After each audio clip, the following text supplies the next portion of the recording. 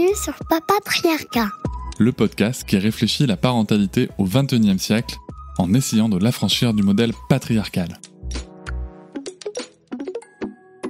Quand je suis tombée enceinte, là vraiment l'expression « tomber enceinte » a pris tout son sens. C'est-à-dire vraiment je suis tombée dans le patriarcat, je suis tombée dans le sexisme, la misogynie de notre monde. C'est-à-dire que là, cette fois-ci, je me suis pris un gros coup de pelle dans la gueule, quoi. C'est-à-dire que là, d'un coup, c'était vraiment dans mon corps, dans ma vie, dans mon quotidien, que je pouvais constater que j'étais, comme toutes les femmes et les minorités de genre, absolument, totalement et injustement discriminée, quoi.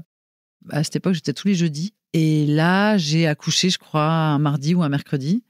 Et donc, j'envoie un message à mon rédac chef, donc pour lui annoncer que j'ai accouché. Je serai pas là demain. Et lui me répond, félicitations, etc.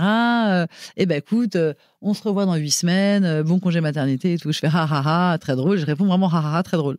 Et puis en fait, il y a un truc, dans ma tête une espèce de tache de fond qui se met, machin, etc. Et vraiment, il m'a fallu plusieurs heures. J'en parle à mon mec, je lui dis, j'ai reçu ça, qu'est-ce que t'en penses et tout. Il me dit, écoute, ça ressemble pas à une blague. Je dis, si, c'est forcément une blague. Enfin, il se doute bien que je vais pas.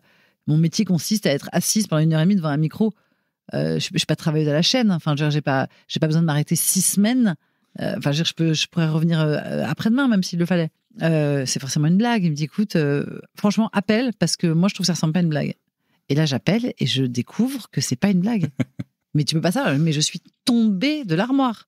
Enfin, ça me semblait, mais lunaire. Vous êtes pas sérieux, quoi. Ah, si. Et donc, j'apprends que je suis mise en congé maternité forcé, que si j'accepte le moindre travail, le moindre apport financier, alors on me somme de rembourser ce congé maternité que je n'ai pas demandé. Donc, en gros, on me dit, tu dois vivre avec 18 balles par jour, et c'est tout. Et t'avises pas de trouver des solutions, parce que sinon, on va te punir. À la fois, on a envie que nos enfants s'assument, soient libres, épanouis, développent leurs particularités, leur singularité, leur réelle identité. Et à la fois, évidemment, on veut qu'elles soient intégrées. On ne veut pas les imaginer exclus, en bouc émissaire, moqués, harcelés, etc. Je me suis aperçue que je n'arrivais pas, voire que c'est pas possible, en fait, d'influer réellement sur les comportements.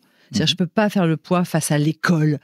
Je peux pas faire le poids face aux écrans, je peux pas faire le poids face à la street, je fais pas le poids face au reste du monde et à son caractère et à sa nature et à tout ça.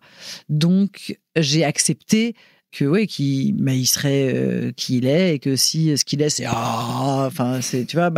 OK. En revanche, effectivement, je lâche rien sur la nourriture intellectuelle que je lui donne. Donc, les bouquins qu'on va lire, les jeux qu'on va faire, les réflexions qu'on va avoir, les choses que je vais pas laisser passer dans ce qui est dit, la manière aussi dont je parle, de toujours genrer au féminin ou au masculin.